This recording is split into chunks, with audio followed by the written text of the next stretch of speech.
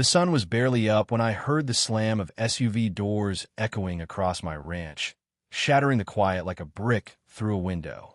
From my porch, I counted 6 shiny vehicles lined up by my fence, all gleaming like they'd just rolled off a showroom floor.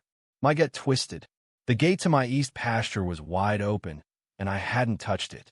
I pulled on my boots, the crunch of gravel underfoot matching the slow burn in my chest, already rehearsing a speech that started with "You're on my land" and ended with "Get out before I call the sheriff." What I found, though, was so absurd it nearly short-circuited my brain. There, in the middle of my hayfield, was Lisa Hargrove, president of the local HOA, spinning like a kid at a picnic, tossing a neon green Frisbee across my property. "Go for it, Michelle," she shouted, laughing as a woman in sparkly sneakers chased the disc like she was in a rom-com montage. I stood there, blinking, half-con VY, and said I'd had one too many coffees. "Lisa," I called, my voice sharp enough to cut wire. Didn't know my ranch was the new HOA playground. She turned, cool as a cucumber, with that smile people use when they know they're wrong but think they're untouchable. "Oh, Tom," she said, while VYing a hand. "We just needed some space for a little fun. You got all this land, you barely use this patch." I stepped closer, jaw tight. "It's a ranch, Lisa. This patch feeds my livestock.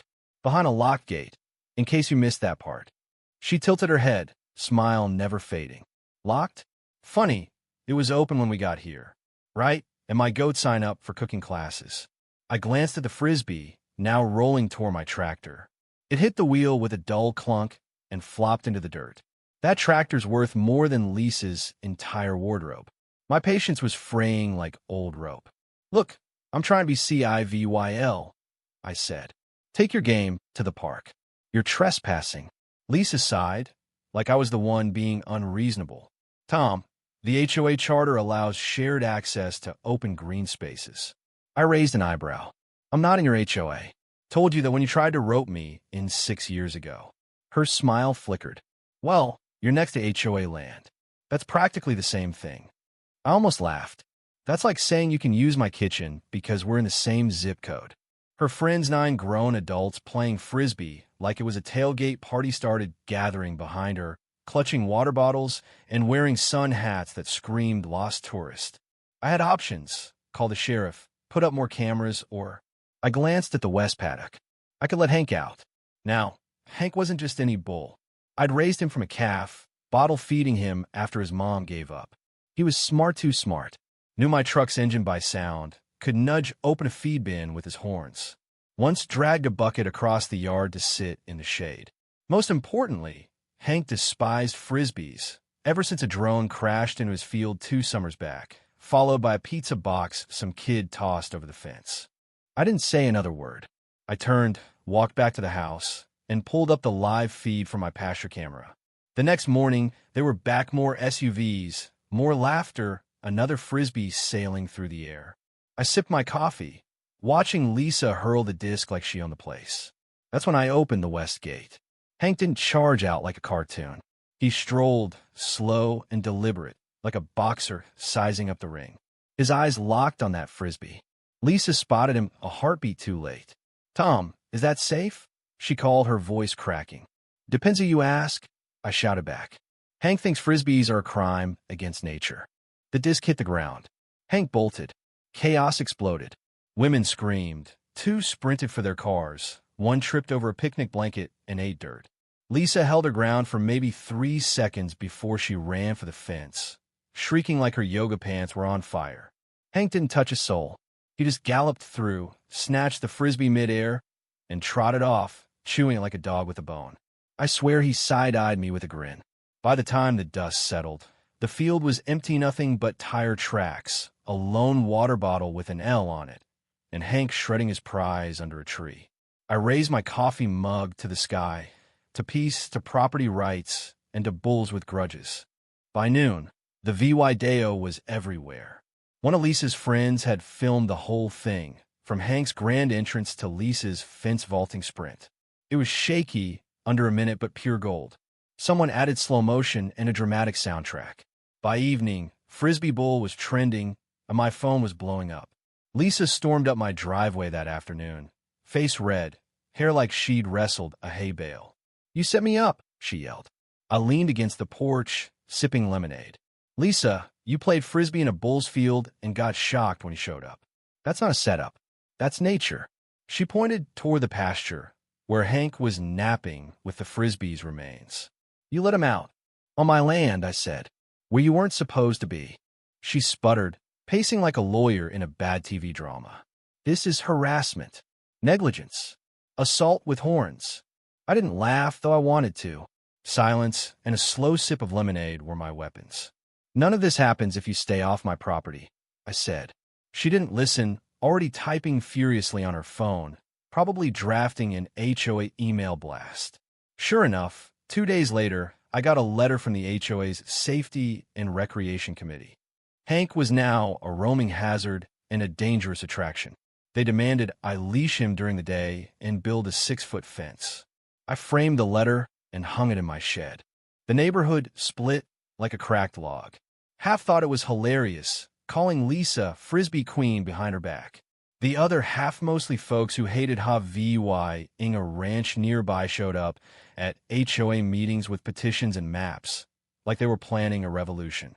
Lisa doubled down, hosting a community unity Frisbee festival right by my fence, complete with tents, jazz music, and cookies shaped like bulls with red X's on them.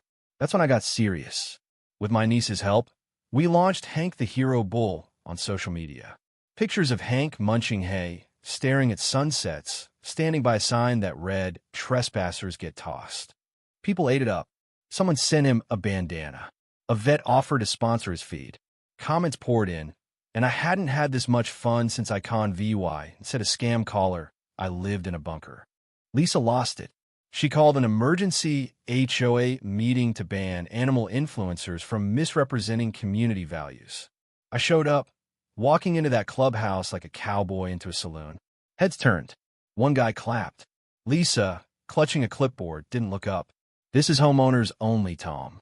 "I own a home," I said. "Just not one under your rule book."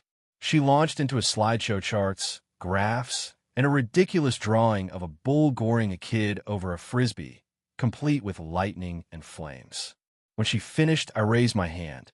"That bull in your pictorius, he wearing a therapy vest." She froze. "No." "Why?" "Because Hank's a certified emotional support animal. I can email you the papers." The room erupted in gasps. Lisa had no comeback. Her plan unraveled, and the meeting ended with no vote. She left early, and I stayed, chatting with neighbors who wanted Hank as their garden club mascot. Lisa's next move was a lawsuit, taped to my gate like a bad gift. She claimed reckless endangerment, emotional distress, and misuse of livestock, like I'd taught Hank to tap dance. I called my cousin Mike, a lawyer who once sued a motel over a blocked VYEW. He laughed for a solid minute. "She's suing because your bull acted like a bull?" We filed a motion to dismiss, backed by VY proof of her trespassing. Lisa didn't stop. She pushed for a new HOA rule, Operation Serene Fields, requiring all large animals near the HOA to be caged or removed. It flopped. Too many neighbors loved Hank's fame, and some more let Hank run shirts. The feed store even sold bullhorn-shaped Frisbees. The day before our court date, I woke to a county zoning truck by my fence. Lisa was there, while VYing her arms like a MOVYE director, trying to get my land labeled a public hazard. My heart sank until I saw the inspector. Sarah Mills, my old high school friend, for H legend who once decked a guy for dissing her pig. She smirked when she saw me. "Still causing trouble, Tom?" "Only when folks trespass," I said. Lisa ranted about terror and near death, but Sarah shut her down. "This is a personal grudge, not a safety issue. The ranch is legal, fenced, and marked. Complaint closed." Lisa looked like she'd swallowed a lemon. Sarah winked. "Tell Hank he's got fans of the county." The final HOA meeting was packed. Lisa started with a speech about order and dignity, but her own board turned on her. One member, Tim, held up his phone. "Was it dignified when you made anti-bull cookies?" Laughter spread. Another called out her years of petty fines and overreach. A vote of no confidence passed in a roar, stripping her title and parking spot. I slipped out quietly, not needing to gloat. That night, I walked the fence with Hank, the moonlight soft on the pasture. He snorted, dreaming of Frisbees. Best lawyer I ever had, I told him. Weeks later, Lisa waved at me from across the street, no scowl, just a wave. Then came a handwritten apology letter with a steakhouse voucher for Hank. I didn't trust it, but it felt real enough to keep.